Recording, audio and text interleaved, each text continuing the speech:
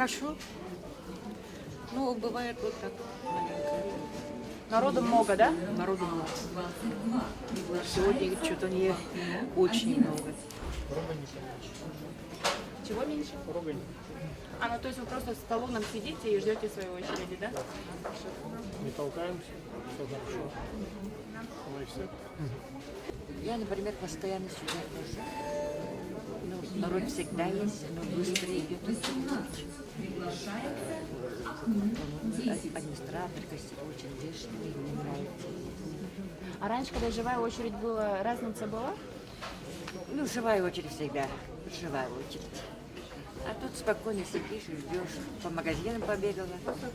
С талончиком сидите, да? Да, с талончиком. Удобно. Удобно очень, спасибо. Долго очень. По 2 часа.